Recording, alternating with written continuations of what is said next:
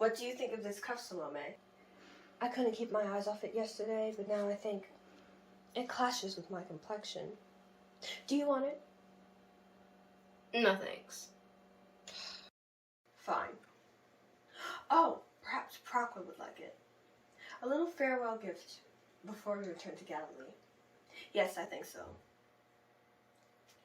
Her skin could use a little pop of color. Ouch! Gentle. Pardon me, ma'am. Oh, let me. Salome's mane requires a mother's touch. Take this, wrap this up for Procla, and pack the linens.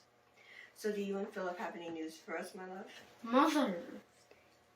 I'm just saying, you've had plenty of time to give me a grandchild. I don't think I'm the problem, Mother. I'm gonna never this for Ma Cleo, okay? Well, the Northeastern Territory as well, I trust.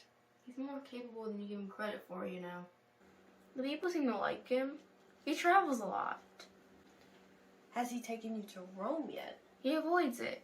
But he was educated there. So Ma Cleo reminds me daily. Please, Mother, another subject.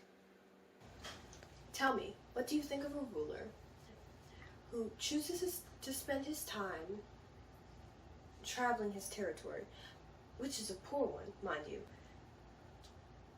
conceiving favor in his people, but no child in the womb of his vibrant young wife, and who withholds from her the entertainments of the empire?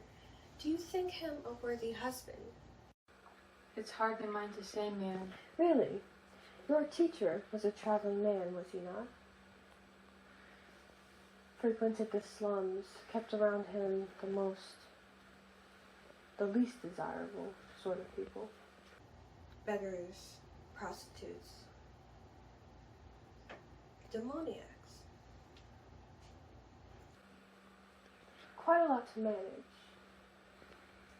He and the Baptists had such high and mighty things to say about marriage, but he never quite had the time for a wife and children, did he? He considered us family, ma'am. And look what happened to him. You see, dear, if you are unhappy, there are ways a woman can circumvent her situation. Agency and power are your lineage. Remember your namesake. I hardly think Great Grandma wished me to divorce, Mother dear. Do you want me to relive what you did to Dad? Such innocence. I only want you to be happy and secure. A cord of 3 strands is not easily broken. But you have no child. No third. Until you do, you are just a twist. And when Philip dies, or is overthrown or beheaded, Mother! or done away with in any other sort of way that our family may find suitable, what will happen to you without his heir? Ow! I know you hate to think this way, but this is the way. It is the women of this family that tie the knots and untie them as we see fit. Are you finished now? Even Jo here knows about agency.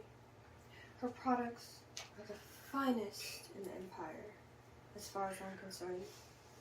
And she's made enough money by far to replace all those materials she destroyed during that unfortunate fit 2 years ago.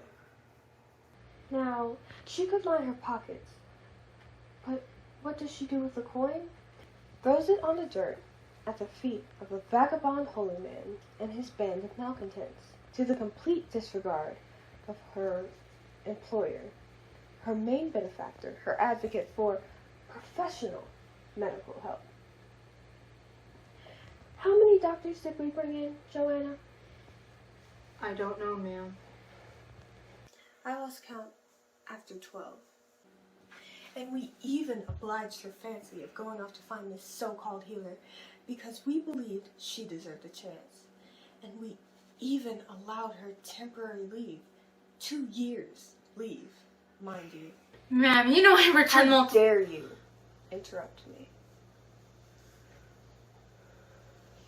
I'm sorry. How many doctors did we bring in, Joanna? I don't know, ma'am. I lost count after 12. We even obliged her fancy of taking time off to find the so-called healer, because we believed she deserved the chance. And then we allowed her temporary leave. 2 years leave, mind you. Ma'am, you know I returned. You dare interrupt? I'm sorry. We thought she was traveling for her health. No, she was paying to attend a sprouting new king of Galileans, associated with a wild man whose disrespectful, contentious head you helped me place on a platter, my love. And today, I discover that since that man's death, she and Kuza have hidden his criminal followers in our very house. Am I to understand this as spite or ingratitude, or both? Please do explain, Joanna. My lady, I am grateful. You've helped me and my husband. More than I can say. I made you. And he healed me. Deluded you. My lady, you saw me at my worst. I was a terror. That's true. Her fits were worse than mine. I will be the judge of that. He healed me. Only he could. I know that he was from God. I know that he was the Messiah. Then I pity you. I see he was important to you. Poor Joanna, traipsing around with Galileans, hoping that healer would reopen your womb. He banished demons, but he couldn't help you keep a single child alive. It leads one to think his God did not believe you worthy of motherhood. Mother, perhaps we should send Joanna away for a moment. Oh, I'm sending her away. Permanently, my dear. Joanna, life will be easier for you when you realize that your illness has weakened your mind. How could you think bringing those people here was a good idea? Obviously, you can't perceive the pinch this would put us in if word spreads. Obviously, you don't realize that our power is as fragile as flowers. Not one to toss at the feet of fishermen. I am so disappointed. There's no room for betrayal in our Galilee, Joanna. You and your husband will remain in Jerusalem and go your way. May your agency keep you alive. Your king certainly won't. Have the servants finish the packing and then go.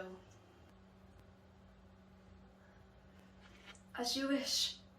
Goodbye, Lady Herodias. Salome. I should have arranged for you to marry your uncle Aristobulus. Would have at least kept you active. When will my tray be ready?